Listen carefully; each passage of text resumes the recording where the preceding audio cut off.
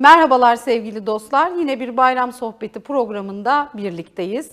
Çok değerli bir konuğumuz var. Çok güzel konulardan bahsedeceğiz. Ben bayramınız mübarek olsun diyerek programımıza başlamak istiyorum. Konuğumuz Medine Aytekin Tat, kendisi uzman psikolojik danışman. Bugün bizler bayramın farklı yönlerinden bahsedeceğiz aslında.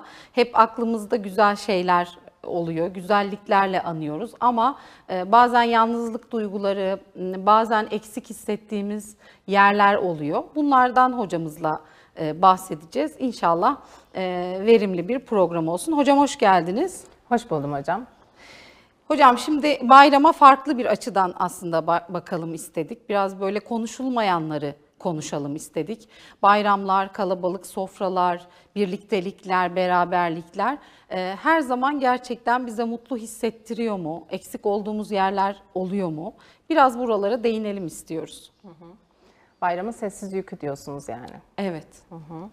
Aslında evet, aynı sofrada olmak her zaman için aynı fiziksel bir yakınlık hissettiriyorken belki o sessiz yükü dediğimiz kısmıyla baktığımızda yalnızlıklar, bitirilmediğimiz işlerimiz, geçmiş yaşantımızdaki aktarılamayan duygularımızla da aynı anda sofraya oturmuş oluyoruz. Dolayısıyla buradan baktığımda gerçekten birbirimizi anlıyor muyuz o sofralara oturduğumuzda?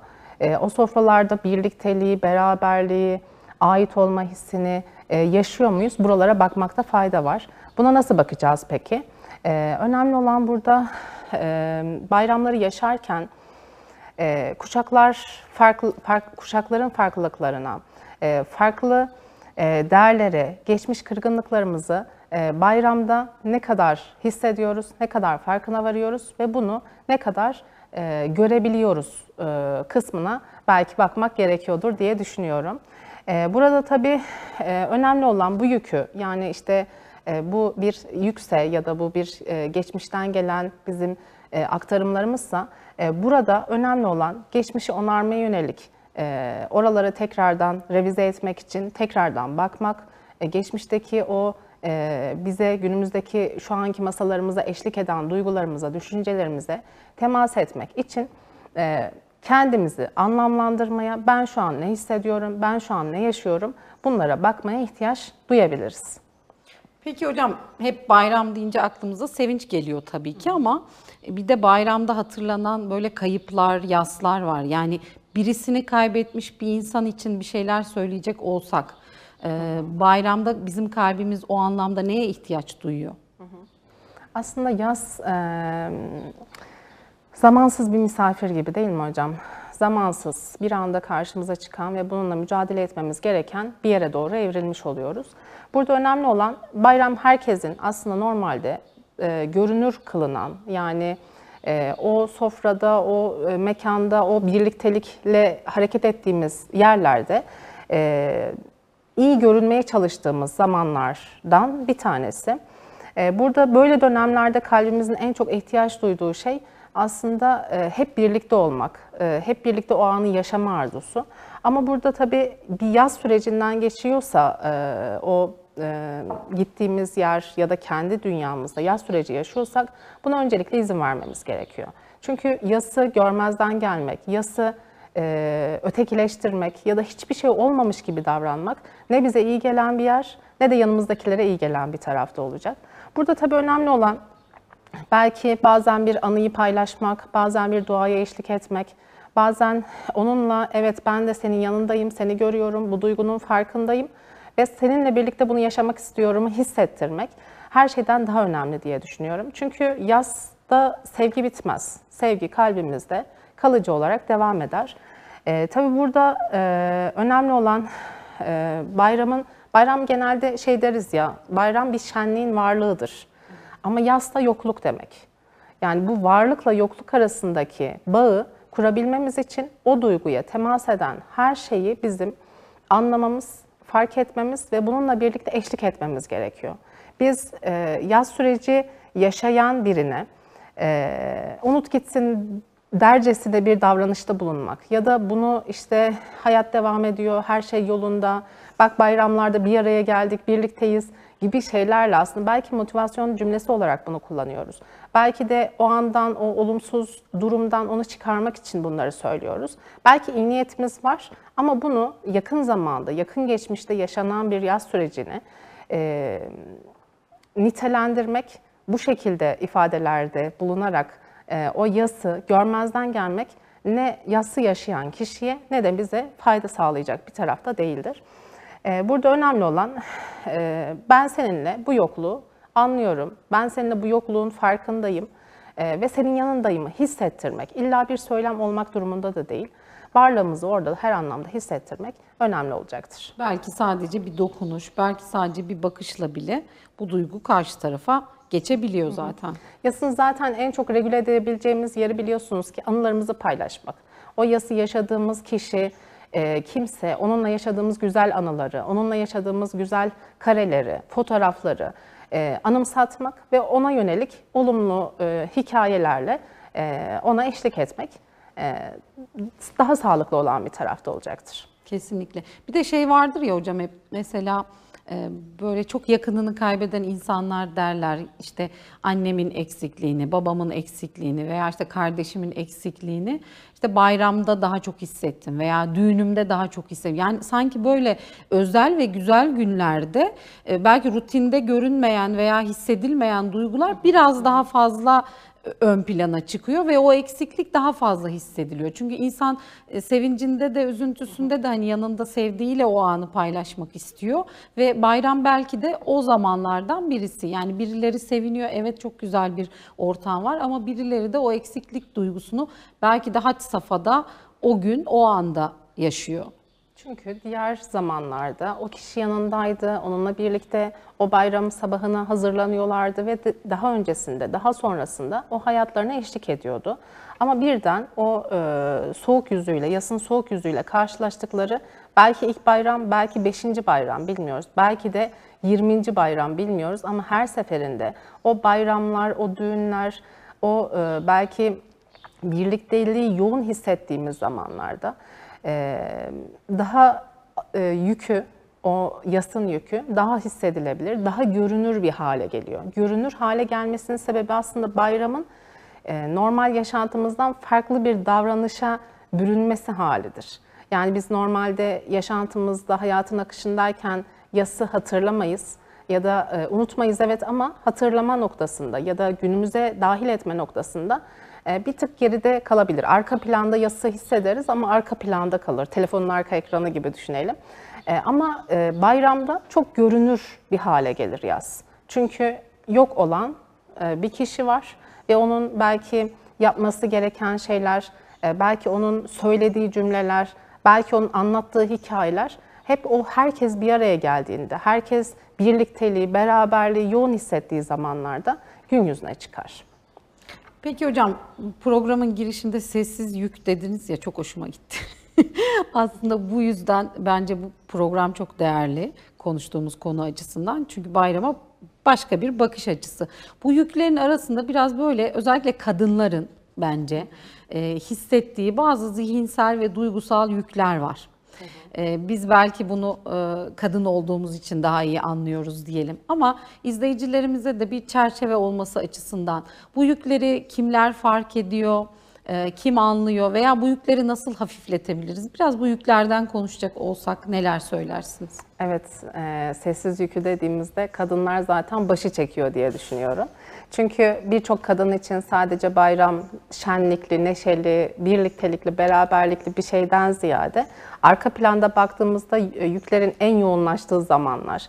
Belki işte kırgınlıklar, üzüntüler, belki işte yalnızlık hissi, belki gerilimli kavgalar, bunların hepsinin üstüne böyle bir tane örtü örtüp mış gibi yaşama davranışını en çok hisseden ve en çok belki bunda rol model olan kişi maalesef ki mi diyelim bilmiyorum, iyi ki mi diyelim ama kadınlar tabii ki de.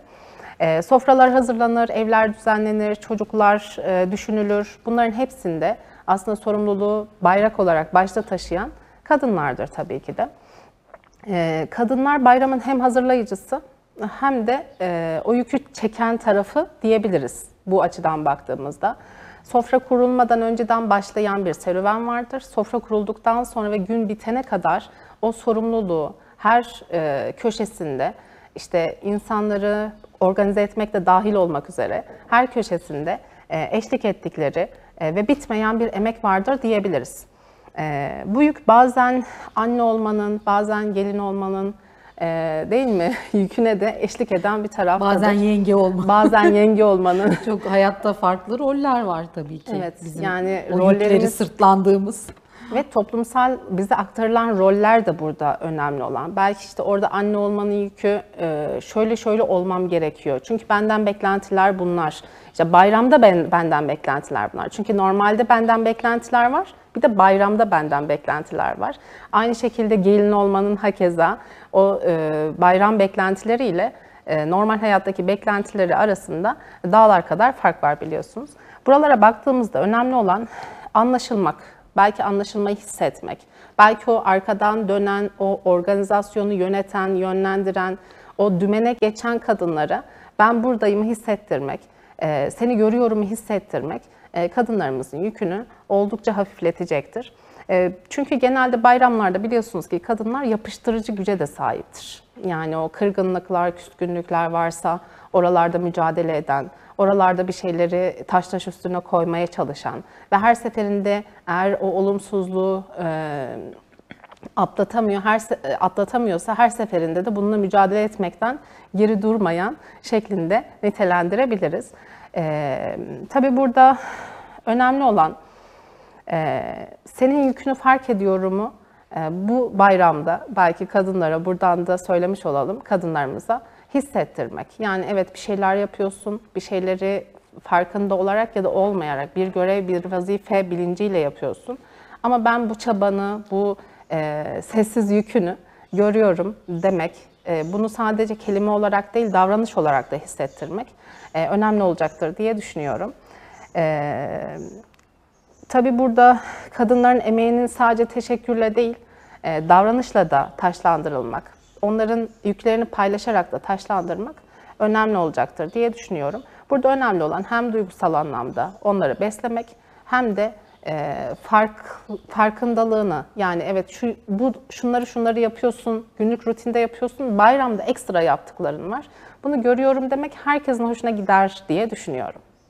Yani belki hissediliyor, fark ediliyor ama belki çok fazla ortaya çıkmıyor. Belki de gösterilmiyor diyelim. Yani buna da evet o yükü çekenlerin ihtiyacı var kesinlikle. Yani mesela şu cümle benim çok hoşuma gidiyor. İşte ben annemin baklavası olmadan bir bayram düşünemiyorum veya işte yengemin böreği olmadan, mesela yengenize gittiniz ya yenge senin bu böreğin olmadan da ben bir bayram düşünemiyorum hiç demek. Yani orada mesela aslında yengenin o övgüye ihtiyacın olması değil.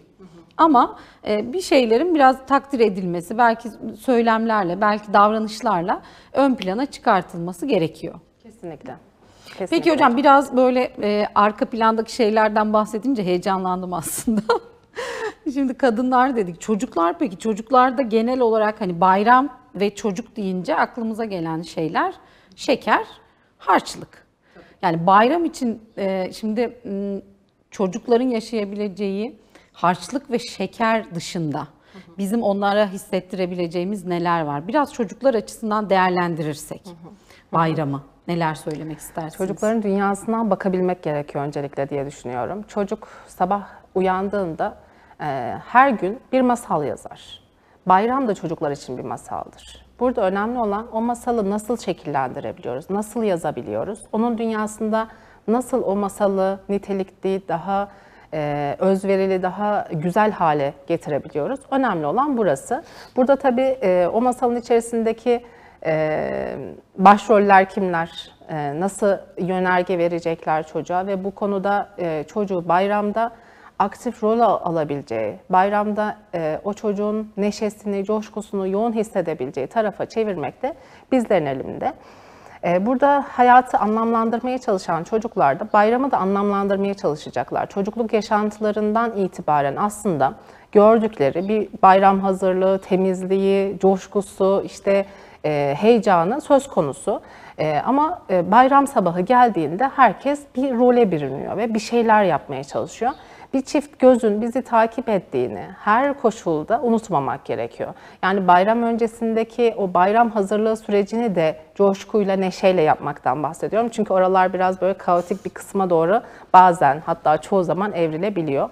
Burada önemli olan onlar için değerli olduğu o günün, onlar için özel olduğunu bilmek gerekiyor ve bunu hissettirmek gerekiyor. Bir de bayram çocuklar için sadece şeker mi, sadece kıyafetten ibaret mi, sadece harçlıktan ibaret mi kısmı da gözümüzün önüne gelmesi gereken bir yer diye düşünüyorum. Burada çocuğun önemli olan sadece bir kıyafetten ibaret olmasını hissettirmek ya da sadece bir harçlıktan ibaret olmasını hissettirmek bayramın içini boşaltmak demektir diye düşünüyorum. Burada dikkat etmemiz gereken şey bayram ne demek? Belki bunu oturtup karşımıza anlatmak, paylaşmak. Bayram, birlik, beraberlik evet ama küslükler varsa ne olacak? Bunu görmüyor mu bu çocuk? Bunu fark etmiyor mu? O kamera o anı çekmiyor mu? Yani evet bayram, birlik, beraberlik demek ama sen şununla küssün, konuşmuyorsun. Ya da biz şuna gitmiyoruz mesela. Oralara temas eden kısımlarda belki o bütünlüğü sağlayabilmek, belki bazı şeyleri cümle kurmak durumunda da değiliz. Çocuklar her şeyin içerisinde olmak zorunda da değil. O küslüğü hissediyordur ama dile getirmiyordur. Orası ayrı bir konu. Buralarda mümkün mertebe anlaşılabilir netlikte, anlaşılabilir sadelikte bayramı ifade etmek. Ve bununla birlikte olabildiğince onlara bayramın varlığını ve bayramın bizim için önemini her noktada ifade eden hikayeler anlatılabilir, anılar paylaşılabilir. Hatta şöyle bir söylem vardır, bayramda çok duyduğumuz bir söylemdir. Bizim zamanımızdayla başlayan ve böyle süre gelen söylemler vardır biliyorsunuz ki hocam. Belki minik bir oraya da değinelim isterseniz. Bizim zamanımızda cümlesi aslında hatırlatma cümlesi değil, bir özlem ifade eder değil mi? O geçmiş yaşantısında, o bizim zamanımızda cümlesini kuran kişinin o geçmişe duyduğu özlem ve evet geçmişte ben de senin yerindeydim, ben de senin duygularını, düşüncelerini, anılarını yaşıyordum ama şimdi buralardayım ve geçmişle alakalı aslında bizim zamanımızda bayramlar şöyle güzeldi, böyle anlamlıydı, böyle birliktelikliydi, böyle coşkuluydu hissiyatını yansıtan hikayeler, anılar paylaşılmalı ve orada aslında paylaşılan her anının ve paylaşılan her birlikte yapılan bir aktivitenin çocuğunun dünyasında bir sonraki nesilde kendi de aynı cümleyi kurmasına sebebiyet vereceğiz. Yani yıllar sonra o bayramların dolu halini yaşattığımız çocuklarımız yıllar sonra bizim zamanımızda şöyle güzel bayramlar olurdu cümlesini kuran hale gelmiş olacaklar. Bu da her şeyden daha kıymetli bir hediyedir diye düşünüyorum. Aslında şu aklıma geldi. Buradan şimdi çocuklarla da özellikle şu an Kurban Bayramı olduğu için mesela çok etrafımda duyuyorum. Sadece kurban kesildiği için ve sadece o hayvanın o anda ölmesi gibi düşünülüyor ve çocukların bazıları mesela kurban eti yemiyorlar. Kurban Bayramı'nda et yemeyen çocuklar görüyorum ve duyuyorum.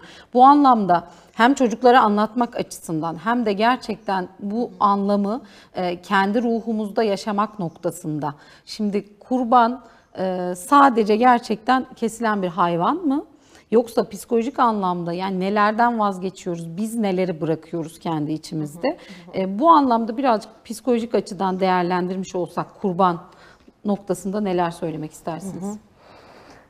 Yani aslında kurbanla alakalı eminim farklı bilim dalındaki birçok insan kendi lisanında bir şeyler söylemek ister. Ben psikolojik açıdan değerlendireyim özellikle isterseniz. Çocukların anlaması açısından da hocam bir şeyler söyleyebilirsek. Çünkü bence bu noktada da ebeveynlerimiz çok zorlanıyorlar. Yani bu kurbanı çocuğa nasıl anlatacağız? Yani o hayvanın ölmesi ne demek veya biz burada gerçekten çocuğun anlayabileceği dilden veya ona o merhamet noktasında nasıl bakabilmesini sağlarız? Yani burada önemli olan kurban sadece bir ibadetten ibaret mi? Buna bakmak gerekiyor. Sadece bir ibadet olarak değerlendirmek uygun değil diye düşünüyorum. Kurbanı tabii kelime anlamı olarak ve hatta işte bunun geçmişteki hikayesi, dini açıklaması olarak bahsetmek çocukların yaş grubuna hiçbir anlamda uygun olmayan bir yerde. Ama burada önemli olan çocuğa o kurban kelimesinin ruhunu yansıtan kelimeler kurmak. Kurban kelimesi ne demek, ne anlama geliyor? Biz burada kurban kelimesi biliyorsunuz ki bırakma eylemi demektir. Yani vermek, kendimizde olan bir şeyi, kendimize ait olduğunu düşündüğümüz bir şeyi vermek, bırakmak anlamına gelir. Burada bazen belki bir inadı bırakmamız demektir, bazen bir vazgeçmeyi bırakmak demektir, bazen kırgınlıklarımızı bırakmak demektir. Her anlamda kurban aslında baktığımızda iyi gelmeyen bir huyu, bir davranışı, bir duyguyu bırakmak anlamına gelir. Yani kelime anlamı olarak değerlendirdiğimde karşıma bu çıkıyor. Peki biz neden bunu çocuklara bahsetmiyoruz? Kurban dediğimiz zaman biz onu işte şu şekilde kesiyoruz, şu şekilde gönderiyoruz demek.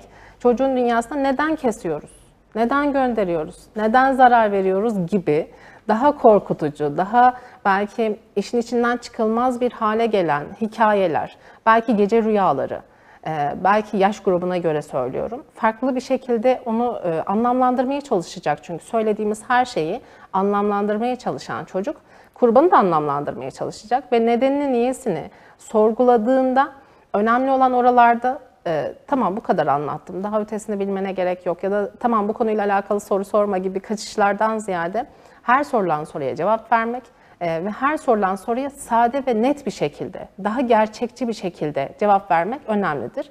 Ama gerçekçi tarafı duygusal açıdan söylemek önemlidir. Yani burada biz biliyoruz ki kurban teslimiyeti de çok bünyesinde barındıran bir şeydir. Yani sadece dini bir ritüel olarak değil, aynı zamanda yaşamda kontrol altına aldığımız, kontrol ettiğimiz her şeyi bırakma eylemi anlamına da gelir baktığımızda. Ya da bununla birlikte yol alamadığımız bir yerde vazgeçmek anlamına gelir, bazen affetmek anlamına gelir. Yani tam anlamıyla aslında yüklerimizden eğer farkındaysak, eğer bunun bilincindeysek ve eğer bunu yük olarak görüyorsak o yüklerden arınmak anlamına gelir mi? Kesinlikle gelir.